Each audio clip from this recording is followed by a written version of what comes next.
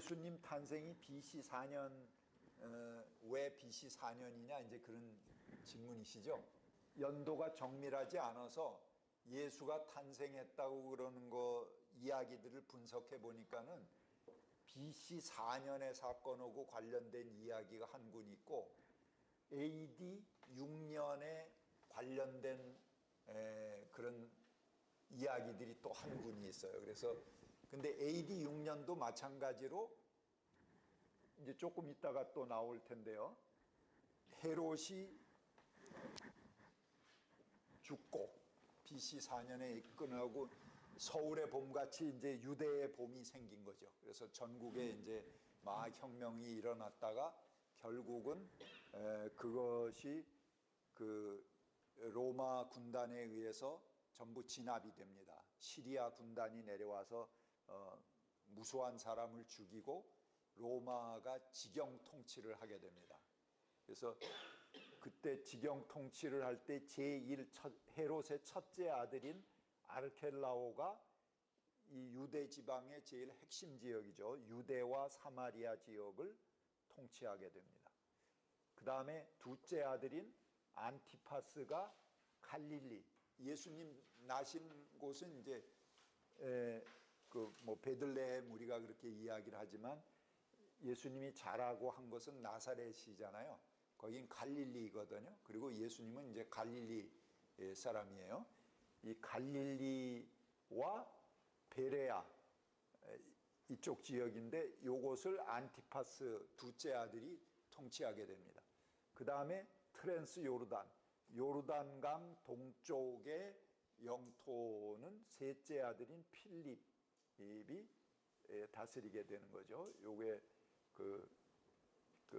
이렇게 헤롯이 다스리는 영토를 세 아들이 분할해서 나눠서 통치하게 됩니다.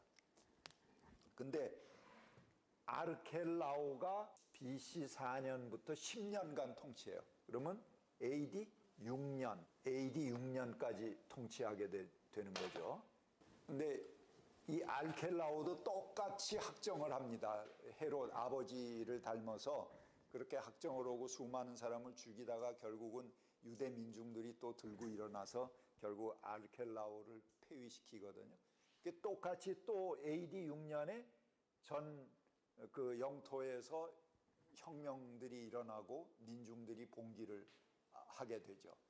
그러니까는 이 서울의 봄이, 유다의 봄이 BC 4년에도 있었고 AD 6년에도 있는데 예수님 탄생의 이야기를 분석을 해보니까 교묘하게 BC 4년과 관련된 이야기들이 있고 AD 6년과 관련된 이야기들이 있어요. 그러니까 민중이 한참 새 세계에 대한 희망을 갖고 일어나던 그때에 예수께서 오셨다 그런 이야기들이, 그러니까 우리가 예수의 탄생 이야기들은 하나의 전설이죠. 우리 옛날에 아기장군, 새로운 그 지도자가 와서 우리를 다스린다 뭐 이런 그 희망의 전설적인 인물이 있잖아요. 우리 한국에는 적절한 인물이 없네. 뭐 계룡산의 정도령이라고 그럴 수도 없고 아무튼 뭐 새 인물이 와서 우리를 다스린다 하는 그런 어떤 희망의 인물이 메시아거든요. 근데 그 메시아로서 예수가 왔는데 예수의 나중에 이제 예수의 탄생에 붙여진 이야기들을 분석해 보니까 공교롭게도 BC 4년의 이야기와 AD 6년의 이야기들이 있더라. 둘 다 유대의 봄 때예요. 절대 권력이 꼬꾸라지고 민중들이 확 희망에 휩싸였던 때에 관계해서 예수가 오셨다 이런 이야기들이 번졌다 하는 것입니다. 그거 이제 나중에 예수의 탄생 이야기 공부할 때 좀 더 자세하게 우리가 공부하게 될 겁니다. 그러니까 날짜 계산을 정확히 잘 못한 거예요. 예수 기준일부터 했는데 엄밀하게 따져보니까는 예수의 탄생 연도가 둘로 10년 간격을 두고 두 이야기로 분리돼 나타난다 하는 거죠. 그래서 이 암울한 시대에 희망을 잃은 민중은 메시아가 나타나기를 갈망했습니다. 메시아는 이 억압의 시대를 종식시킬 해방자이고 하나님 나라의 정의로운 통치를 가져올 구원자입니다. 민중이 어느 시대보다도 간절하게 갈망하는 메시아는 새 질서를 가져올 뿐으로 그들의 유일한 희망이었던 것입니다. 그래서 헤롯의 세 아들들이 이렇게 영토를 분리해서 갖게 됐다는 것들 이제 거기 있고요. 헤롯 왕가는 본물처럼 터져 나오는 민중의 봉기를 두려워해서 아들들의 통치는 조금 더 부드러운 모습으로 바뀌었습니다. 그래서 헤롯의 아들들은 헤롯의 요새와 비밀경찰, 막강한 군사력으로 이루어진 철권 통치를 완화하는 모양으로 위장을 했습니다.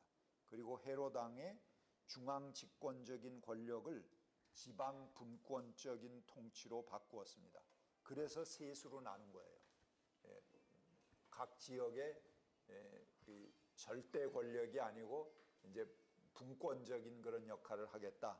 그래서 세 아들에 의해서 나눠서 통치를 하게 되고 각자의 권한을 독립적으로 주게 되니까는 민중은 또 속는 거죠. 환호하고 이게 우리가 드디어 승리했구나.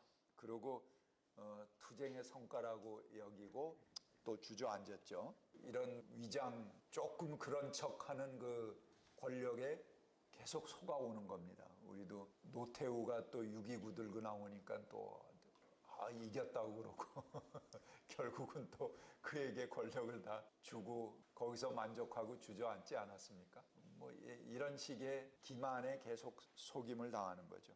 그렇지만 겉으로는 이리저리 모양을 바꾸고 있지만 본질이 바뀌지 않는 한 눈가림의 임시 방편일 뿐이죠.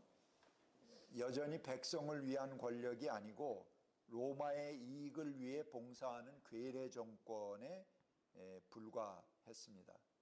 따라서 그들은 로마에 대한 거리를 두고 티격태격하는 것 같이 보이지만 뒤에서는 서로 짜고 치는 한판의 위장된 게임에 불과한 거죠. 뒤에서는 로마하고 손잡고 있고 앞에서는 아주 로마를 빡빡 쳐가면서 자기가 민족주의의 어떤 인기를 모으기도 하고 그런 제스처를 쓰는 게 이 권력이었다 하는 것이죠. 복음서를 쓸 당시 헤롯 왕가는 이미 망했습니다. 그리고 로마는 한참 전성기를 누리던 때라서 직접적으로 로마를 비판할 수는 없는 상황이었습니다. 만약 그랬다면 성서가 지금까지 전해질 수도 없었을 것입니다. 성서는 직접 로마에 대한 비판은 자제합니다. 그리고 단지 헤롯 왕가에 대해서만 비판합니다. 하지만 헤롯 왕가는 결국은 로마에 충실한 충복이고 대리인이고 로마가 빚어낸 산물이죠. 그래서 그에 대한 비판은 로마에 대한 비판이기도 합니다. 그러니까 성서가 로마 권력에 대해서는 직접적으로 충돌하기를 피해요. 실제 예수님을 죽인 사형 언도를 내린 사람이 누구죠? 빌라도잖아요. 근데 빌라도에 대해서 굉장히 미화하는 작업들이 많이 있죠. 빌라도가 예수를 안 죽이려고 막 애를 쓰고 나는 이 죽음에 대해서 책임 없다 그러고 손 씻는 퍼포먼스도 하고 자기는 원치 않는데 민중들이 죽이라고 그래서 결국은 그런 선택을 했다. 뭐 이런 이야기들을 자꾸 넣고 한면으로는 빌라도를 옹호해가는 그런 것들이 있어요.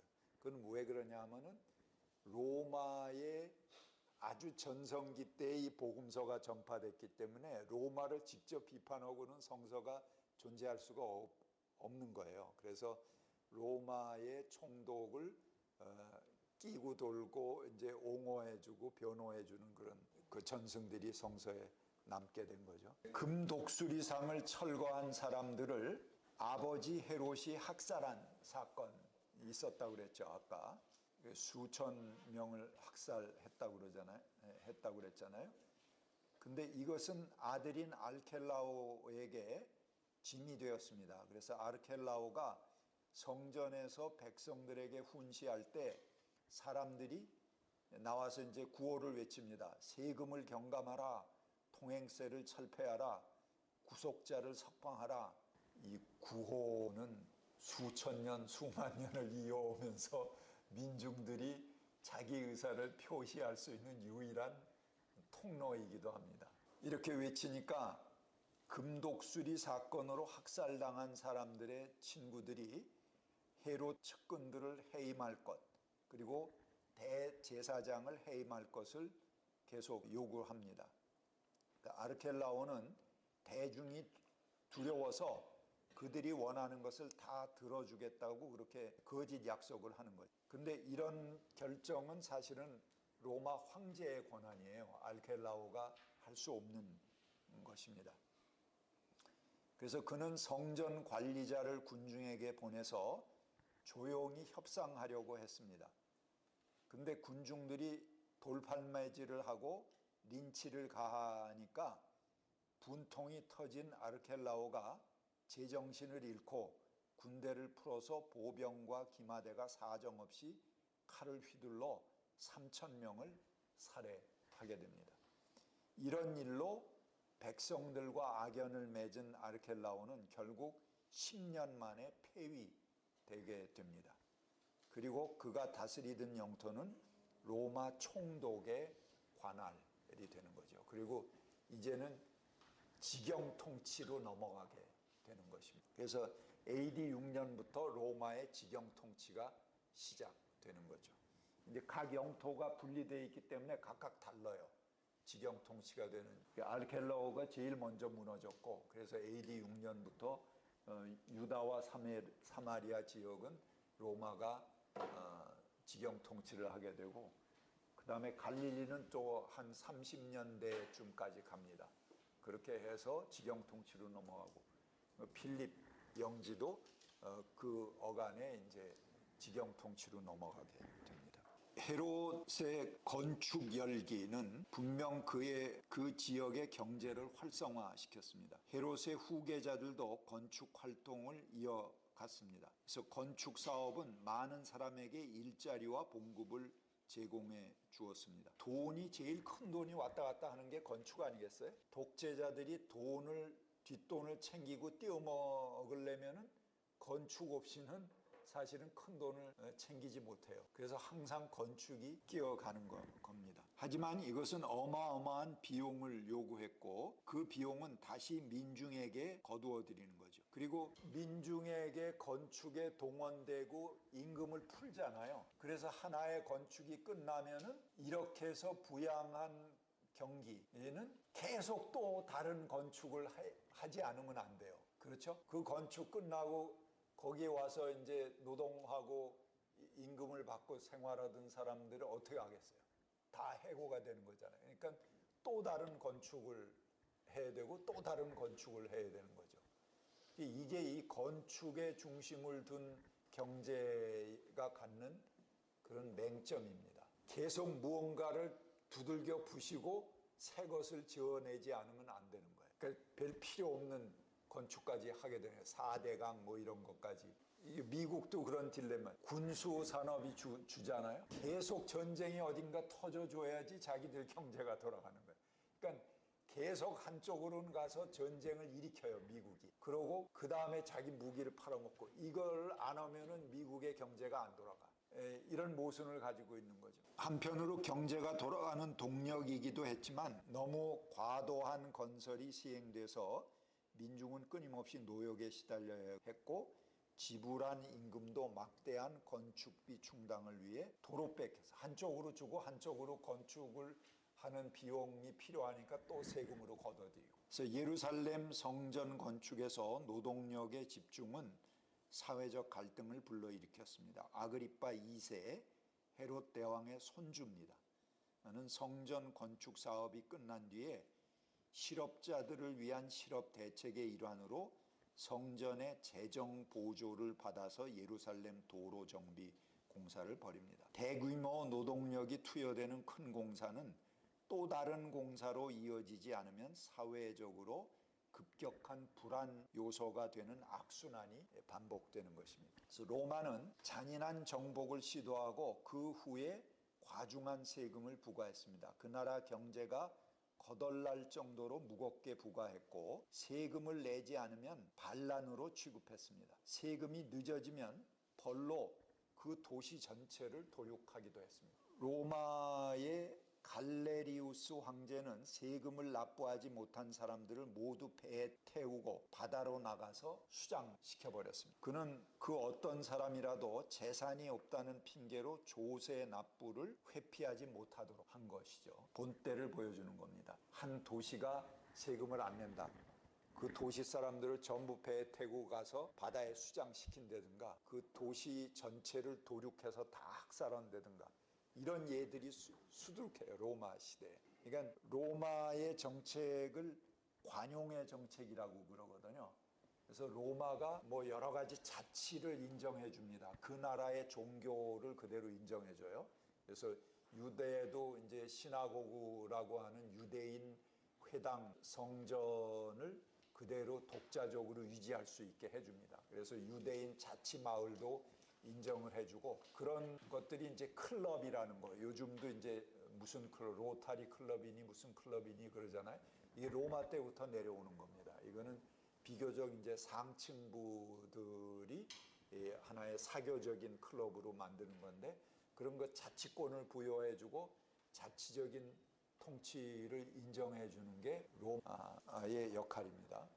그 다음에 길드라는 건 뭐냐 하면은 수공업자들의 모임이에요. 뭐 이런 것들을 전부 자치적으로 할 수 있게끔 인정해 주는 게 로마인데 그 관용은 돈에게는 해당이 안 돼요. 정치적으로는 이렇게 자치권을 주지만 돈을 안 내는 세금을 안 내는 거에는 정말 잔인하게 행하는 게 로마였습니다. 그래서 완전히 도시 하나를 전부 도륙하고 없애버린다든가 뭐 그런 역할을 하는 것이 로마였죠.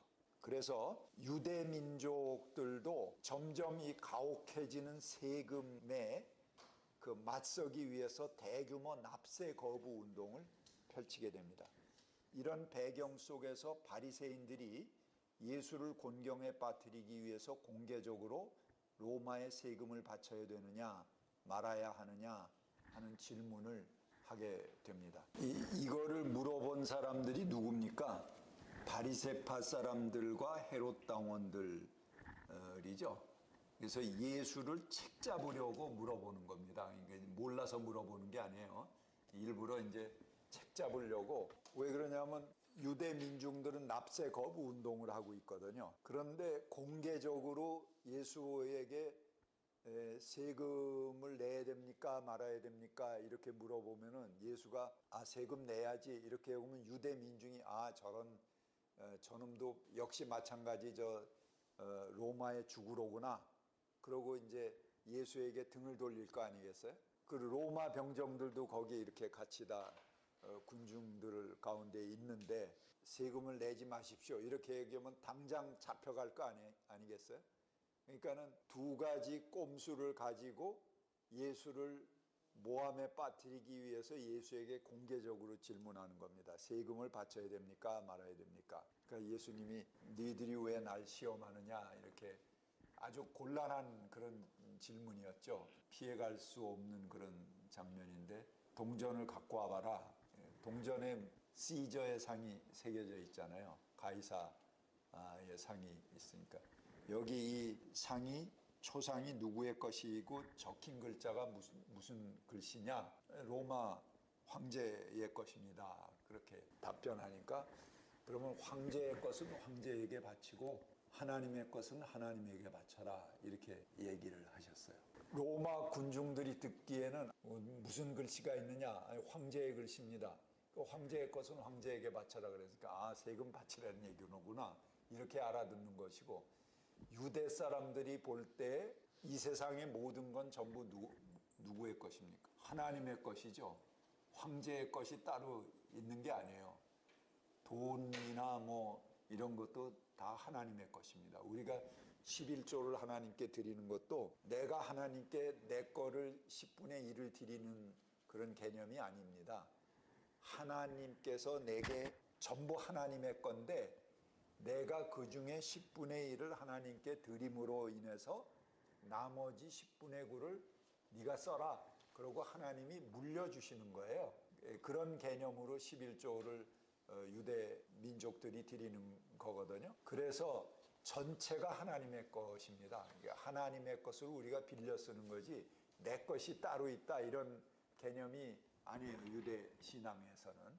그러니까는 하나님의 것은 하나님에게 바쳐라. 그러니까 유대 사람들이 듣기에 로마 황제에게 드리지 말라는 얘기로구나 이렇게 알아. 그래서 지혜롭게 이 질문을 이제 회피해 가신 겁니다.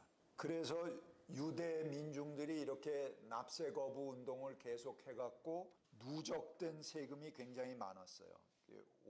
주 50년, 60년대에 유대에 누적된 세금이 많게 되자 이 불행을 막는 길은 세금을 납부하는 길이다. 이렇게 헤롯 가문이 압박을 하기도 합니다. 왜 그러냐면 그렇지 않으면 지금 한 개 도시가 전부 살육당하고 이런 사례들이 있잖아요.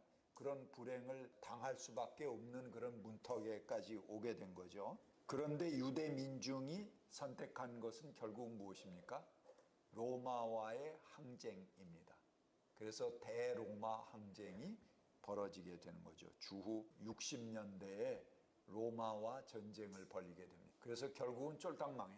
주후 70년에 패전하고 유대라는 나라는 지구 역사상에서 없어지게 됩니다. 그나마 식민지로 존속했던 그 유대 민족이 없어지고 예루살렘에서는 전부 거주하지 못하게 돼요. 그리고 디아스포라가 돼갖고 전 유럽으로 흩어져서 살게 되는 거죠. 그래서 유대인들이 전 지역에 유럽 지역에 흩어져서 살면서 자기들끼리 이제 금융업을 주로 하고 뭐 이런 수전노 역할을 하고 여러분 이제 그런 그 이야기들이 굉장히 많이 전해지잖아요. 반유대주의가 펼쳐지게 되는 겁니다. 그런 정서를 잘 이용해 먹은 게 히틀러죠. 그래서 유대인 학살을 하게 된 거예요. 이게 뭐 히틀러가 불쑥 나와서 그런 게 아니고 그런 반유대주의의 정서가 유럽의 팽배에 있기 때문에 뭐 정치인이라는 건 항상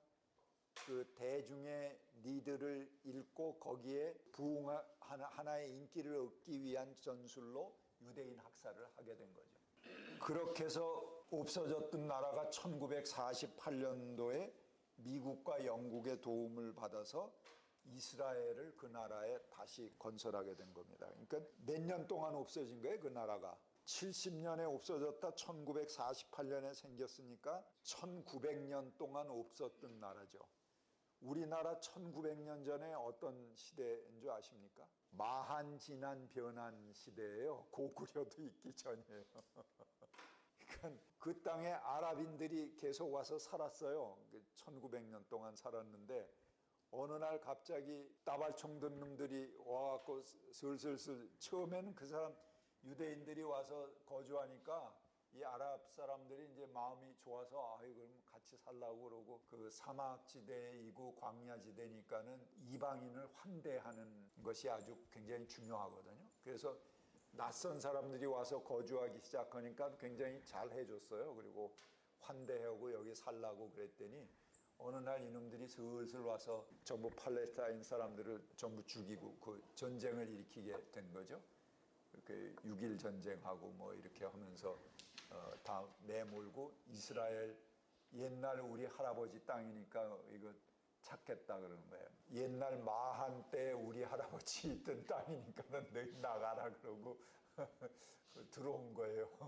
자, 헤롯 정권에 대해서 오늘 공부를 했는데 헤롯 정권은 어떤 역할을 하느냐? 중요한 역할은 로마의 폭력을 위장하는 역할입니다. 로마는 자신들의 폭력을 역사상 유례가 없는 평화의 시대로 선전했습니다. 그러나 로마 군대가 스스로 평화의 군대라고 자기들이 내세울 수는 없는 거죠.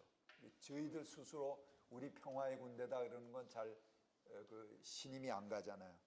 누군가 대신해서 저분들이 우리를 지키기 위해서 이렇게 희생하시는 분들이다. 우리를 지켜주시는 수호자다. 이렇게 선전해 줘야 될 거 아니에요. 그 선전 역할을 누가 하는 겁니까? 헤롯 정권이 대신해서 맡아서 하는 것입니다. 그래서 로마를 평화의 사절이나 구원자로 포장하는 일을 맡아낸 거죠. 그 중심에 헤롯 왕가와 성전 체제가 있습니다. 그들은 로마의 대리 통치자 역할을 충실했지만 때로는 민족주의에 호소해서 로마와 맞서는 척하면서 유대 민중으로부터 지지를 끌어내기도 했습니다. 이때 성전 체제가 교묘하게 이용되기도 했습니다. 성전 체제는 유대인으로 구성된 산헤드린이라는 지도 체제를 가지고 있었고 그들만의 율법, 그들만의 종교 예식, 고유한 복장과 문화를 간직하고 있었습니다. 산헤드린의 대제사장들이 유대의 고유 복장을 하고 민중 앞에 나타납니다. 특별한 절기에 쫙 이제 사라졌던 민족 복장을 입고 나타나는 거죠. 그러면은 그 절기에 예루살렘 성전으로 전부 모여들잖아요. 유대 민중들이. 그때 자기 이 로마 복장들을 로마인들이 판치는 세상에서 자기들의 고유한 민족 의상들이 쫙 나타나고 대제사장들이 나타나서 성전에 자기들의 희생제사를 드리고 모세 오경을 읽고 막 이렇게 하면은 굉장히 민족적인 그런 자긍심이 확 고양되는 거죠. 그렇지만 실제적으로 그 복장들을 관리하는 것은 로마의 총독이 관리합니다. 그래서 의식을 하도록 허용된 날에 잠깐 빌려 입혀주는 거예요. 그래서 입고 나와서 쭉 쇼를 하고 싹 걷어가고 이게 괴뢰 정권의 운명입니다. 헤롯 왕가와 성전 체제는 뒤로 오는 로마와 손을 맞잡고 백성들 앞에서는 짐짓 맞서는 척하면서 민중을 기만하는 한판의 쇼를 벌입니다. 그들은 로마 통치를 대신하고 가능케 하는 원흉 역할입니다. 그래서 그들은 로마에 대한 저항 정신을 누그러뜨리면서 민중을 교란시키는 역할을 해왔습니다. 헤롯 왕가는 로마야말로 유대 민중의 안전과 평화를 위해서 꼭 필요한 존재라고 민중을 세뇌시킵니다. 뻔한 거짓말이지만 민중은 쉽게 속아 넘어가기도 하는 것이죠. 그러나 가끔 자신이 예언자이며 메시아라고 불리는 사람들이 나타나서 그 허상을 깨버리기도 합니다. 민중을 일깨우고 헤롯도 로마도 우리의 평화와 안전을 위한 존재가 아니고 착취자에 불과하다라는 것을 외치고 일깨워주는 것이죠. 그들은 여지없이 십자가형에 처해졌습니다. 그리고 어느 정도의 자유는 허용될지라도 결코 로마는 자신의 허상을 들추어내는 것을 용납하지 않았습니다. 자, 예수님께서 성전 숙청하시죠. 돌아가시기 전에 마지막 고난주간 기간에 성전 숙청하시잖아요. 이제 그걸 보고 우리 종교 지도자들은 사실은 최대 폭동과 폭력을 행사한 게 성전 숙청이거든요. 채찍을 휘두르고 뭐 전부 뒤집어 엎고 막 이렇게 했잖아요. 그 예수님 손으로 일으킨 최대의 폭력인데 예수님이 성전을 숙청하셨다. 교회를 개혁하고 교회 종교를 개혁하는 활동을 하셨지 사회 참여하고 뭐 밖에 나가서 정치 참여하고 뭐 그런 거는 교회가 할 역할이 아니다. 그게 이제 보수적인 목사들이 그렇게 얘기를 하죠. 그래서 기독교인들은 밖에 나가서 그거 하지 말고 교회 안에서 머물라. 그런데 왜 예수님이 성전을 숙청했겠습니까? 여러분 오늘 저하고 공부하셨잖아요. 뒤로는 로마하고 결탁되어 있으면서 앞으로는 이 교묘하게 민족주의를 이용해서 백성들을 밀고 당기고 하는 그런 밀당을 하고 한편으로는 이 로마가 우리를 위한 구원자고 평화자고 그들이 우리의 안보를 지켜주는 구세주다라고 외치는 그 역할을 하는 것이 바로 성전 체제가 갖는 몫이었죠. 그렇기 때문에 그 허상을 뒤집어 엎으신 것이 성전 숙청이었던 사건입니다. 오늘 거기까지 하겠습니다.